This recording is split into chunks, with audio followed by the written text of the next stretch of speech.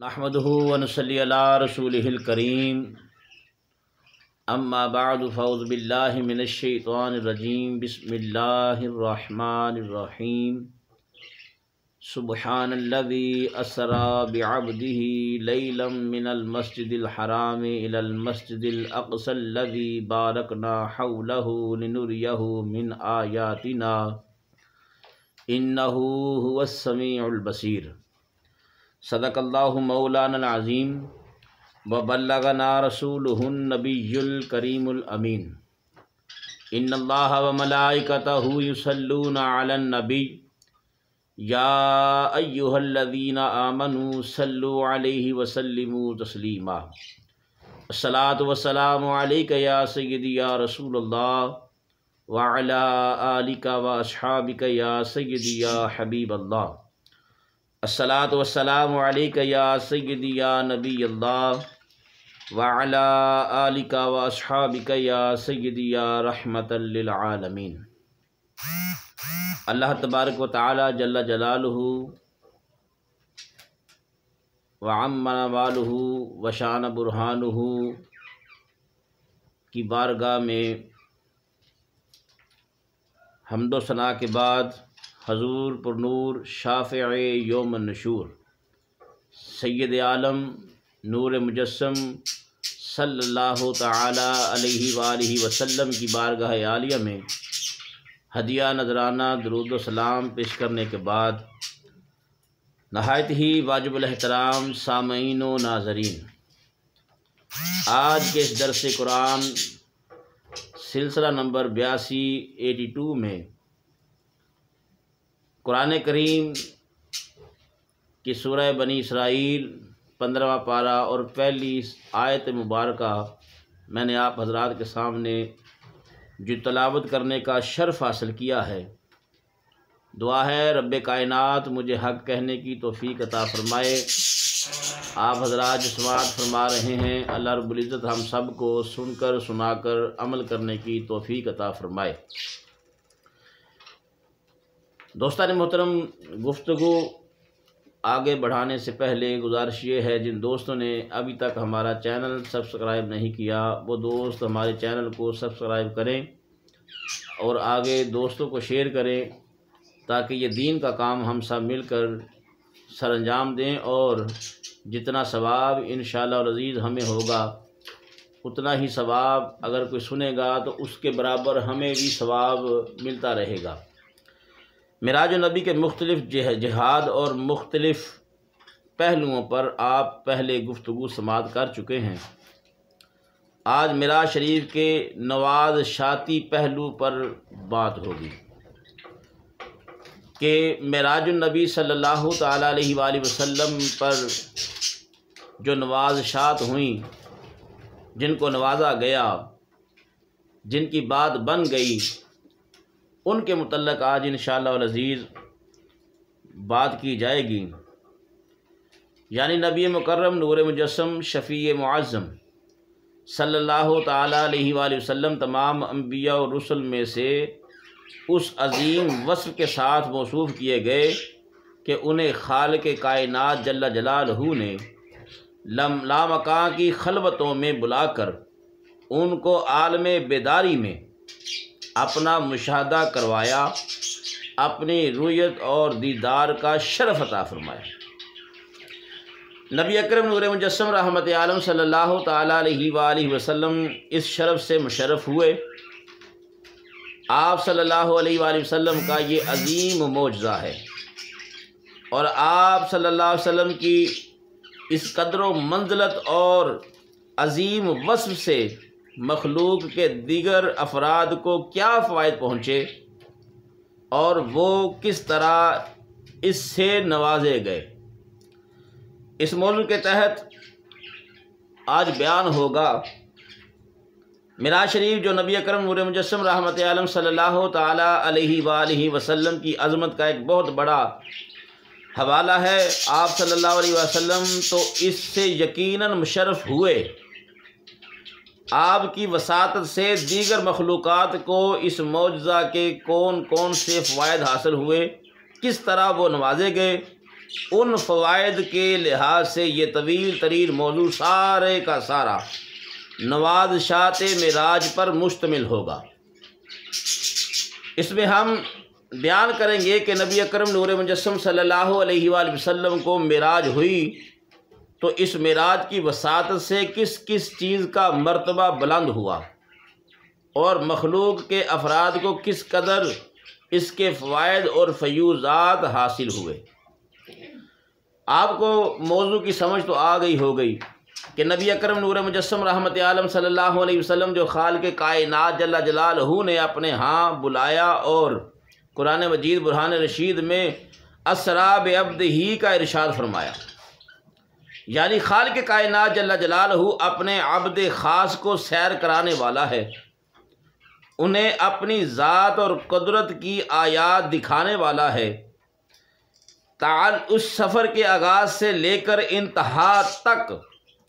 مخلوق کے بہت سے ایسے افراد ہیں، خواہ ان کا تعلق جن سے انسان یا حیوان سے ہے یا ان کا تعلق جمادات سے ہے، ہر طبقہ اور مخلوق کے افراد کو نبی اکرم نور مجسم رحمت عالم صلی اللہ علیہ وسلم کے اس معجزہ سے فوائد حاصل ہوئے۔ ان کو اللہ تبارک و تعالیٰ کی طرف سے نبی اکرم صلی اللہ علیہ وآلہ وسلم کے اس معجزہ کی وساطت سے ایک قدر و منزلت عطا ہوئی۔ آپ یہ دیکھ لیں کہ انسان جو کہ بحیثیت نوع حیوان کی ایک قسم ہے، عقلی علوم میں حیوان کو جنس کہا جاتا ہے اور اس کے آگے مختلف انواع ہیں، انسان، گھوڑا، گائے، یہ سب حیوان کی انواع ہیں۔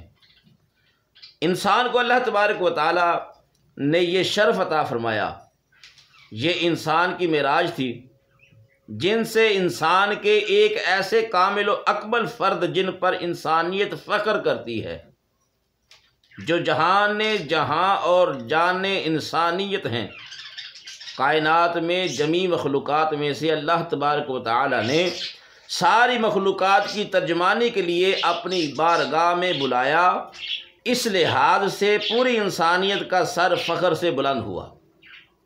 پوری انسانیت کو عروج حاصل ہوا، پوری انسانیت کو اپنی جہد کے لحاظ کے ایک معراج حاصل ہوئی۔ دوستان محترم، ساری کائنات کے نمائندہ کی حیثیت سے آقا علیہ الصلوۃ والسلام تشریف لے گئے۔ خالق کائنات جل جلالہ نے ان کا وہ فرد جن پر پوری انسانیت اور کائنات کو ناز ہے، ان کو اپنی بارگاہ میں ساری کائنات کی نمائندگی کے لیے نمائندگی کی حیثیت سے بلایا اور ساری کائنات کے نام اپنے پیغام ان کی زبان سے بھجوایا۔ یہ کوئی چھوٹی سی بات نہیں ہے۔ ایک نمائندگی ایک محلے کی ہوتی ہے، ایک نمائندگی ایک شہر کی ہوتی ہے، کوئی نمائندگی کسی ڈسٹرکٹ کی ہوتی ہے، کوئی کسی صوبے کا ہے، کوئی کسی ملک کا ہے، اور کوئی بر اعظم کا ہے، کوئی زمین کے کسی خطے کا ہے، اور کوئی کسی قوم کا ہے۔ ہر کوئی اگر نمائندگی کرتا ہے تو ان کو علاقے دیے جاتے ہیں، کسی کو شہر دیا جاتا ہے، کسی کو قصبہ دیا جاتا ہے، کسی کو ملک دیا جاتا ہے، وہ نمائندگی کرتے ہیں۔ مگر نبی اکرم نور مجسم صلی اللہ علیہ وآلہ وسلم کو اللہ تبارک و تعالیٰ نے عرض عظیم پر بلایا، اور آپ صلی اللہ علیہ وسلم جو خالق کائنات کی بارگاہ میں نمائندگی کر رہے تھے، وہ نمائندگی کسی ایک طبقے یا کسی ایک مخلوق کی نہیں تھی، بلکہ خالق کائنات کی جمیع مخلوقات کی نمائندگی کا صحرا آپ صلی اللہ علیہ وآلہ وسلم کے سر پر سجایا گیا تھا۔ کامل نمائندہ وہی قرار پاتا ہے جس کو اپنے ان افراد جن کی وہ نمائندگی کر رہا ہے ان کے مسائل کا علم بھی ہو۔ نمائندگی وہ کر سکتا ہے جس کو علم ہو۔ جو کسی کی نمائندگی کرتا ہے، جس کی وہ نمائندگی کرے، اس کو ان کی مسائل کا پتہ بھی ہوتا ہے اور مسائل کا حل کروانا بھی آتا ہے، پھر وہ نمائندگی کرتا ہے۔ نبی کریم صلی اللہ تعالیٰ علیہ وآلہ وسلم جب جمیع مخلوقات کی خالق کائنات کی بارگاہ میں نمائندگی کر رہے تھے اور بحیثیت نمائندہ وہاں پر موجود تھے، تو مخلوق کے افراد کی جو مشکلات ہیں، مخلوق کی تمام اقسام کے جو مسائل ہیں اور ان کے مسائل کے حل کرنے کا جو طریقہ ہے خالق کائنات نے وہ جمیع علوم آپ صلی اللہ علیہ وسلم کو پہلے عطا فرمائے تھے۔ اس لحاظ سے آپ کائنات کے ہر فرد کی نمائندگی اللہ تبارک و تعالیٰ کی بارگاہ میں فرما رہے تھے۔ پھر خالق کائنات جل جلالہ نے براہ راست دینے کے لیے جس زبان کو منتخب فرمایا، وہ زبان بھی نبی کریم صلی اللہ تعالیٰ علیہ وآلہ وسلم کی قرار پائی۔ نوازشاتی پہلو پوری انسانیت اور مخلوقات کے لیے ہے۔ نبی کریم صلی اللہ تعالیٰ علیہ وآلہ وسلم نے معراج کی رات اللہ کی بارگاہ میں ساری مخلوقات کی نمائندگی کی۔ اب دیکھیے کہ جبریل علیہ الصلاۃ والسلام پر نوازش کیسی ہو رہی ہے کہ اس سفر کے آغاز میں جبرائیل علیہ السلام کا نبی اکرم صلی اللہ علیہ وسلم کی بارگاہ میں حاضر ہونا، یہ خواہ ان کے لیے ایک بہت بڑا اعزاز تھا۔ جو جبریل علیہ السلام آقا علیہ الصلاۃ والسلام کی بارگاہ میں حاضر ہوئے، یہ ان کے لیے ایک بہت بڑا اعزاز تھا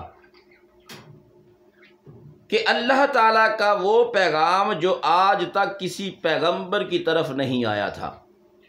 جو آج تک کسی رسول کو موصول نہیں ہوا، کہ ان ربک لیشتاق الیک، خالق کائنات تمہاری ملاقات کا شوق رکھتا ہے۔ جبریل امین عرض کرتے ہیں یہ پیغام لے کر آنے کی سعادت حاصل ہوئی تو حضرت جبریل علیہ السلام کا یہ شرف ہے، اور ایک سرمایہ عروج تھا کہ خالق کائنات نے اپنے اس خصوصی پیغام کے لیے، جس کو کسی بھی پیغمبر کے لیے پہلے نہیں بھیجا گیا تھا، جس فرشتے کو دے کر بھیجا، وہ حضرت جبریل علیہ الصلاۃ والسلام قرار پائے۔ اس لحاظ سے یہ نوازش ان کے حصے میں آئی۔ اور جنتی براق پھر جس وقت نبی اکرم نور مجسم رحمت عالم صلی اللہ علیہ وسلم کی تیاری اس عظیم سفر کے لیے ہوتی ہے، ایک براق کا انتخاب کیا گیا۔ وہ براق 40,000 جنتی براقوں میں سے منتخب کیا گیا۔ اللہ نے فرمایا جبریل، عرض کی حکم رب جلیل، فرمایا جنت میں جاؤ اور جنت سے ایک براق تیار کر کے میرے محبوب کی بارگاہ میں لے جاؤ۔ اس براق پر سوار ہو کر میرا محبوب عرش بری پر تشریف لائے گا۔ اب حضرت جبریل امین علیہ الصلاۃ والسلام جنت میں جاتے ہیں اور دیکھا کیا کہ ہر براق کی پیشانی پر محمد الرسول اللہ صلی اللہ علیہ وسلم لکھا ہوا ہے۔ سارے کے سارے جتنے بھی براق ہیں وہ خوشیاں منا رہے ہیں، خوش کس بات پر ہیں کہ آج ہم میں سے کوئی ایسا ہے جس پر یہ نوازش ہوگی۔ اور ایک دبلا پتلا سا براق ایک نکر پر بیٹھ کر، کونے میں بیٹھ کر رو رہا ہے۔ تو پوچھا گیا کہ تو کیوں رو رہا ہے؟ اس نے کہا کہ میں کمزور ناتواں ہوں، سارے مجھ سے فربا ہیں،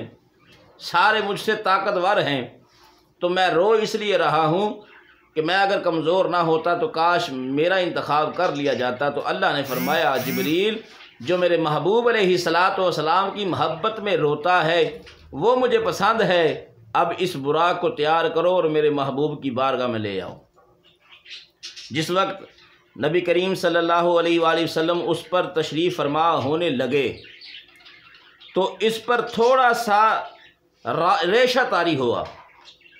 تھوڑی سی کپ کپی آئی، تھوڑی سی اس نے حرکت کی۔ اس پر محدثین نے اپنے نقطۂ نظر کا اظہار کیا کہ یہ حرکت کس لحاظ سے تھی۔ نبی اکرم نور مجسم رحمت عالم صلی اللہ علیہ وسلم جب اس پر بیٹھنے لگے تو وہ حرکت نہیں تھی جو ایک شریر گھوڑا کسی کے اوپر بیٹھنے پر احتجاج اور اپنے عدم پسند کے اظہار کے طور پر کرتا ہے۔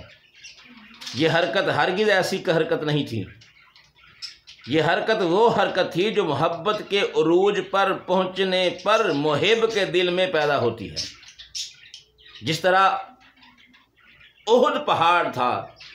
اس کے اوپر میرے آقا علیہ الصلوۃ والسلام تشریف فرما ہے، حضرت ابوبکر صدیق، عمر فاروق، عثمان غنی ذو النورین رضی اللہ تعالی عنہم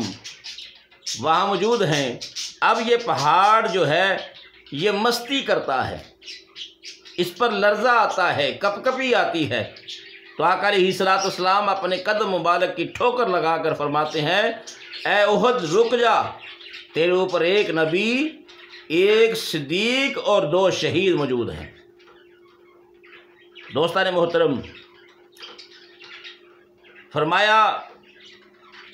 کہ وہ پہاڑ، احد پہاڑ جو تھا، اس نے خوشی کا اظہار کیا کیونکہ اسے نواز سے سرکار دو عالم صلی اللہ علیہ وسلم نے نواز دیا تھا۔ اس کے بارے میں بھی محدثین کا یہی نقطہ نظر ہے کہ وہ پہاڑ بھی سرکار کی آمد کی خوشی میں وجد میں آیا اور اپنی محبت کا اظہار کر رہا تھا۔ ایسے ہی اس مقام پر براق نے بھی اپنی محبت کے اظہار میں جب وہ محب میں وارفتہ ہو گیا تو بغیر ارادے کے اس سے ایسی حرکت ظہور ہوئی۔ اب یہ سفر جو شروع ہونے والا ہے، اس سفر میں مسجد اقصیٰ پر بھی نوازشات ہو رہی ہیں۔ یہ سفر جو جمیع کائنات کے لیے ایک نوازش کی حیثیت رکھتا ہے، نبی کریم صلی اللہ علیہ وسلم اس سفر کے پہلے مرحلے میں مسجد نبوی شریف سے مسجد اقصیٰ یعنی مسجد حرام سے لے کر مسجد اقصیٰ تک پہنچتے ہیں۔ مکہ شریف سے مسجد اقصیٰ تک کا وہ راستہ جو 30 دنوں کا یا 30 گھوڑے کے 33 دنوں کا راستہ ہے، اس مرحلے کے درمیان میں وہاں جانے کی ضرورت کیا تھی؟ خالق کائنات اگر چاہتا تو مکہ شریف سے ہی ڈائریکٹ سرکار دو عالم صلی اللہ علیہ وآلہ وسلم کو بلا لیتے، مکہ شریف سے اپنے ہاں بلا لیتا، لیکن اس کی قدرت کے سے کچھ بعید نہیں ہے تو مکہ شریف سے ان کو مسجد اقصیٰ لے جانا اور مسجد اقصیٰ سے پھر ان کو سوئے آسمان پرواز کروانا اور اپنی بارگاہ تک بلوانا، اس میں کون سی حکمت تھی؟ اس کی حکمتوں کی ایک طویل فہرست ہے۔ ان میں سے واضح طور پر جن چیزوں کا ذکر آئے گا ان کا تعلق بھی معراج شریف کے نوازشاتی پہلو کے ساتھ ہوگا۔ نبی کریم صلی اللہ علیہ وسلم مسجد اقصیٰ تشریف لے گئے، اس لیے کہ خالق کائنات کے ہزاروں پیغمبروں، نبیوں، رسولوں کی خالق کائنات کی بارگاہ میں یہ التجا تھی کہ یا اللہ، جنہیں تو نے امام المرسلین بنایا ہے، ہمارا قائد اور رہبر بنایا ہے، جن پر تو نے نبوت کا دروازہ بند کر دیا ہے، ہم چاہتے ہیں کہ ان کی اقتداء میں ہم بھی نماز ادا کریں۔ تو اللہ تبارک و تعالیٰ نے فرمایا کہ وہ وقت آئے گا کہ میں اپنے محبوب علیہ السلام کو مسجد حرام سے مسجد اقصیٰ کی طرف لے کر آؤں گا اور وہ امامت کروائیں گے اور تم ان کے پیچھے نماز پڑھ کے اقتداء میں ان کی غلامی میں آ جانا۔ تو فرمایا مسجد اقصیٰ سرکار کو جب پہنچایا گیا جہاں پر انبیاء اور رسل کا عظیم اجتماع تھا اور وہاں سے نبی اکرم صلی اللہ علیہ وآلہ وسلم کو اپنے ہاں بلا لیا۔ یہ نوازشاتی پہلو انبیاء کرام علیہ السلام کے واسطے تھا، اور ایک روایت میں آتا ہے کہ مسجد اقصیٰ کے ستون جو تھے وہ بھی اللہ کی بارگاہ میں عرض کرتے تھے کہ یا الہ العالمین، سارے نبیوں نے یہاں آ کر ہمیں زیارت سے نوازا ہے، تو الہ العالمین کیا اپنے پیارے محبوب علیہ السلام جس کے صدقے سے ساری کائنات کو تخلیق کیا ہے، کیا اس کی زیارت ہمیں نصیب ہوگی؟ تو اللہ تبارک و تعالیٰ نے ان ستونوں کی دعا کو قبول فرما کر سرکار دو عالم صلی اللہ علیہ وآلہ وسلم کو مسجد اقصیٰ تک لے جانا، یہ وجہ تھی کہ ان کو نوازا گیا، یہ نوازش ان پر بھی ہوئی۔ نبی کریم صلی اللہ تعالیٰ علیہ وآلہ وسلم کو معراج کی رات خالق کائنات نے اس سرزمین پر پہنچایا اور سرکار کے قدم اس زمین پر لگے تاکہ روز محشر جس وقت اس سرزمین پر حشر بپا ہو اور میرے غلام جس وقت یہاں پہنچیں تو میرے قدموں کی برکت سے یہ زمین میرے غلاموں سے متعارف ہو جائے، واقف ہو جائے۔ جب اس ہولناک ماحول کے اندر جب سورج کی تپش ہوگی، زمین تانبے کی طرح ہوگی، مگر میرے قدم پہلے لگ چکے ہوں تو میرے غلاموں کے لیے خالق کائنات اسی زمین کے اندر نرمی پیدا فرما دے گا۔ یہ وجہ تھی نبی کریم صلی اللہ علیہ وآلہ وسلم کے قدم معراج کی شب حشر کی زمین پر اس واسطے لگے کہ خالق کائنات جل جلالہ سرکار دو عالم صلی اللہ علیہ وسلم کے قدم لگنے کی برکت کی وجہ سے حشر میں سرکار کی امت کو سرفراز فرمائے۔ پھر مسجد اقصی شریف بھی تو سرکار دو عالم صلی اللہ علیہ وسلم کی منتظر تھی۔ مسجد اقصی جس کے ایک طرف مسجد حرام ہے اور ایک طرف مسجد نبوی شریف ہے، اور مسجد اقصی جو سرکار دو عالم صلی اللہ علیہ وسلم کا قبلہ رہی ہے، سرکار کے دل میں بھی چاہت تھی کہ جس طرف منہ کر کے نماز پڑھتا رہا ہوں وہاں ایک مرتبہ خود بھی جا کر دیکھوں، اور مسجد اقصی شریف کو بھی انتظار تھا کہ وہ محبوب علیہ السلام جن کے انتظار میں عرش عظیم بھی بےتاب ہے، وہ کب میرے اوپر تشریف لائیں گے۔ تو دوستان محترم، لہذا یہ شرافت اور نوازش مسجد اقصی کے لیے بھی تھی کہ خالق کائنات نے براہ راست اپنے حبیب علیہ السلام کو آسمان کی طرف نہیں بلایا، بلکہ اقصی کا جو مطالبہ تھا، اس کی چاہت تھی، اس کی محبت کا جو تقاضا تھا، خالق کائنات نے اس کو پورا کرنے کے لیے محبوب علیہ السلام کو پہلے مسجد اقصی میں پہنچایا۔ مفسرین نے باقاعدہ سورہ بنی اسرائیل کی تفسیر کے اندر اس بات کا ذکر کیا ہے کہ خالق کائنات نے اس سفر کو اس سورہ بنی اسرائیل میں ہی کیوں ذکر فرمایا ہے۔ قرآن کریم کی دیگر صورتوں کے اندر اس کا تذکرہ ہو جاتا، اللہ تبارک و تعالیٰ نے باقی ساری صورتوں کو چھوڑ کر سورہ بنی اسرائیل کے اندر اس کا عظیم سفر کا ذکر کیوں کیا؟ اور سورہ بنی اسرائیل کے آغاز میں فرمایا سبحان الذی اسری بعبدہ لیلا من المسجد الحرام الی المسجد الاقصی۔